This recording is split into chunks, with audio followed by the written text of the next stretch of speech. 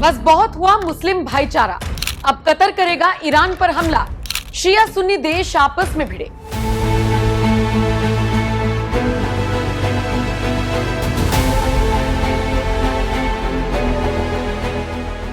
Israel America ने joint operation चलाकर Iran में तबाही मचा दी थी। हालात अब ये है कि ईरान अंधाधुन यूएस बेस को निशाना बना रहा है।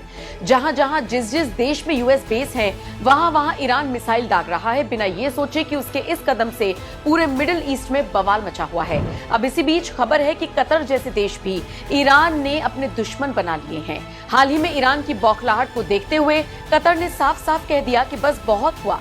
माना जा रहा है अब कतर भी ईरान को जवाब देने का मन बना चुका है। कतर और ईरान के बीच का संबंध बहुत ही तनावपूर्ण हो गया है। 28 फरवरी 2026 को अमेरिका और इजराइल द्वारा ईरान पर हमले शुरू करने के बाद से ईरान ने खाड़ी देशों, जिनमें की कतर भी शामिल है, उस पर जवाबी मिसाइल और ड्रोन हमले किए। कतर ने बताया कि उसकी नागरिक और बुनियादी सुविधाओं को निशाना बनाया गया है। कतर ने इन हमलों की कड़ी निंदा की है और इन्हें अपनी संप्रभुता का उल्लंघन बताया है। कतर ने अपनी रक्षा के लिए ईरानी ड्रोन और विमानों को मार गिराया और अपनी हवाई क्षेत्र और ऊर्जा सुविधाओं की रक्षा के लिए सख्त कदम उठाए हैं। कतर के अधिकारियों ने स्पष्ट कर दिया है कि वो अनुच्छेद 51 के तहत अपने राइट टू सेल्फ डिफेंस का उपयोग करेंगे।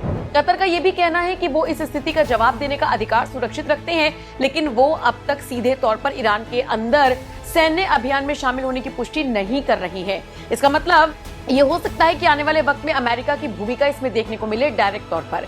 ईरान पर कतर सीधा हमला करेगा या फिर अमेरिका की मदद से? अगर आप ये समझना चाहते हैं तो सबसे पहले तो आपको ये जानना होगा कि कतर और ईरान में फर्क कितना है।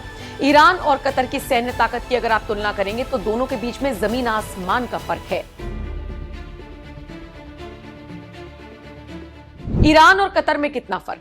ईरान एक क्षेत्रीय सैन्य शक्ति है। इसके पास 6 लाख से ज्यादा सक्रिय सैनिक हैं। इसके पास लाखों की संख्या में रिजर्व फोर्स और अर्ध सैनिक बल जैसे कि IRGC है। ईरान की आबादी बहुत बड़ी है जो उसे लंबे समय तक युद्ध लड़ने की क्षमता देती है। कतर की सेना बहुत छोटी है। इनकी कुल सक्रिय सैन्य ताकत लगभग 15,000 से 20,000 के आसपास ही है। कतर अपनी सुरक्षा के लिए अपनी सेना की संख्या पर नहीं बल्कि अत्याधुनिक तकनीक और अंतर्राष्ट्रीय गठबंधनों पर निर्भर है। हथियारों का जखीरा। ईरान की सबसे बड़ी ताकत उसकी मिसाइलें और ड्रोन हैं। उनके पास हजारों की संख्या में बैलिस्टिक और क्रूज मिसाइलें हैं, जिसे बहुत मुश्किल से स्वदेशी रूप से विकसित किया गया है। ईरान की रणनीति असिमेट्रिक वॉरफेयर की है, यानी कम संसाधनों से ज्यादा नुकसान पहुंचाना। कतर के पास धन की कोई कमी नहीं, इसीलिए उन्होंने बहुत आधुनिक और उच्च तकनीक वाले लड़ाकू विमान जैसे राफेल और उन्नत हथियार प्रणालियां खरीद रखी हैं, लेकिन उनके पास ईरान जैसी मिसाइल शक्ति या उत्पादन क्षमता नहीं है। रक्षा रणनीति।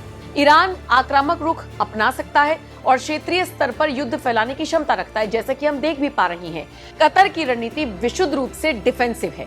कतर का सबसे बड़ा रक्षा कवच उसके अंदर स्थित अल उदीद एयरबेस है, जो अमेरिका का मध्य पूर्व में सबसे बड़ा सैन्य अड्डा है। ईरान जब भी कतर पर हमला करता है तो उसका निशाना अक्सर इसी अमेरिकी मौजूदगी को कमजोर करना होता है। दोनों देशों में जमीन आसमान का फर्क। ईरान का सैन्य बल बहुत बड़ा, लगभग 6 लाख से ज्यादा। कतर का कुछ हजारों में ही सीमित है। ईरान की मिसाइल क्षमता बहुत विशाल और मारक है। कतर की मिसाइल क्षमता बहुत ही सीमित और रक्षात्मक है। ईरान की मुख्य ताकत मिसाइल, ड्रोन, जनशक्ति, धन, तकनीक, गठबंधन है। कतर के पास बहुत ज्यादा कुछ नहीं। क्षेत्रफल के मामले में भी ईरान कतर से 142 गुना ज्यादा बड़ा है। ईरान की जनसंख्या करोड़ों में है, जबकि कतर की महज 30 लाख। मतलब अगर सीधी सैन्य टक्कर की बात हो तो कतर अकेले ईरान का मुकाबला नहीं कर सकता। कतर की ताकत का मुख्य आधार उसकी सैन्य शक्ति नहीं बल्कि उसकी कूटनीति और अमेरिका के साथ उसका रक्षा समझौता है। ईरान की ताकत उसकी संख्या और मिसाइलों के जखीरों में है, जबकि कतर की सुरक्षा उसके आधुनिक रडार सिस्टम और अंतर्राष्ट्रीय सहयोगियों पर टिकी है।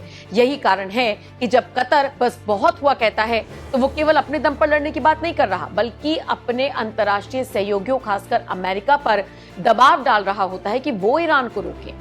अब कतर के बिहाफ पर अमेरिका ईरान पर डायरेक्ट हमला करेगा या नहीं, देखने वाली बात होगी। लेकिन इस खबर पर फिलहाल आपका क्या कुछ कहना है? आप अपनी राय कमेंट कर हमें जरूर दें।